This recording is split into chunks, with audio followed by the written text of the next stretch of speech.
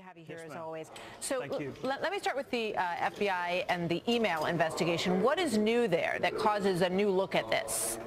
I think the most recent new thing is the allegation that Director Comey or the Bureau may have made up their mind in May of 2016, whereas they announced their decision in July. So they interviewed 24 witnesses after they had already made up their minds. That's the allegation. But Martha, it's more than that. There were Democrats that were really unhappy with the Department of Justice last fall. There were Republicans that were unhappy earlier in the year. And that's the one entity that everyone has to have confidence in. Even if you disagree with the decisions that are reached, you have to understand those decisions and you have to have confidence that they were apolitical.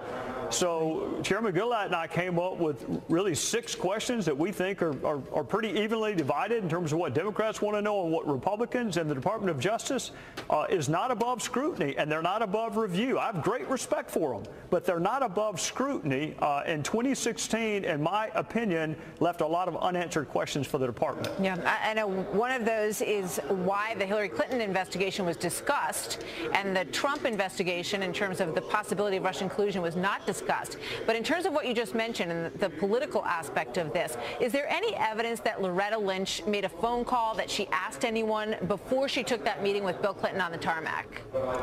If there's evidence of that, Martha, I haven't seen it, and it has not been brought to my attention. But you put your finger on exactly why you need to have investigations. You need to come up with a list of witnesses, and of course she's on that witness list, and then you need to access the documents. Again, you and I are having this conversation because someone sought to access documents from the Department of Justice. So you do all of that, and then you do your interviews, transcribed interviews, which is my preferred way of doing it, and whatever you learn, you share in a public forum. But you don't start with public hearings, you end with public hearings. You have to do the hard work of investigating before you get to that point.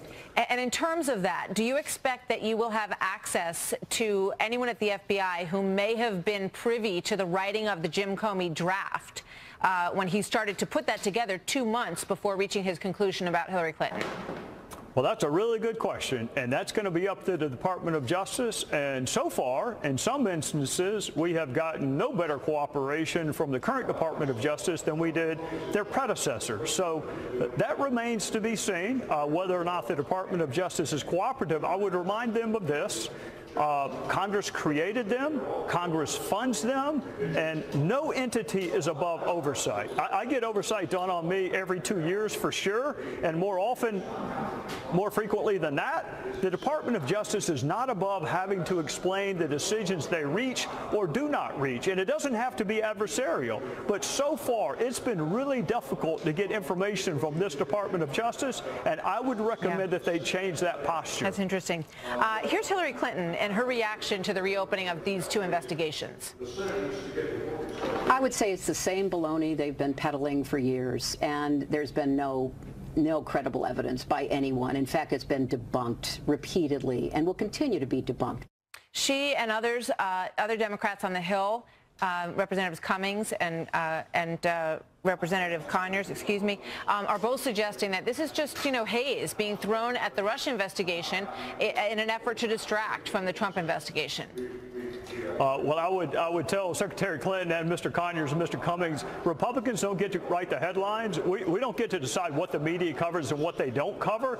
God knows they've been covering Russia since January. I spent all day in a skiff interviewing witnesses related to the Russia investigation. So I don't know where Mr. Conyers or Mr. Cummings or Secretary Clinton were today, but I know where I was, which is investigating allegations of collusion. So I'm at peace with what I'm doing, but Congress is actually capable of doing more than one investigation at a time. And there was a time when Democrats did not think Jim Comey was the second coming of Christ. Remember, last fall, Harry Reid wanted him prosecuted for a Hatch Act violation. Sure do. Yeah, so it has cut both ways. I don't know where this... I got to go, but before I go, have you found any evidence of collusion on the Trump-Russia collusion investigation?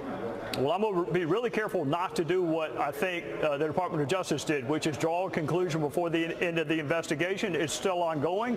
To date, there has not been a single witness who has provided a single piece of evidence supporting collusion, coordination, or conspiracy, but we are not through with the investigation. Well, that opens up a lot of questions about the dossier, which we will save for another day, Yes, and another interesting conversation with you as always. Congressman Trey Gowdy, thank you so much, sir. Good to see you.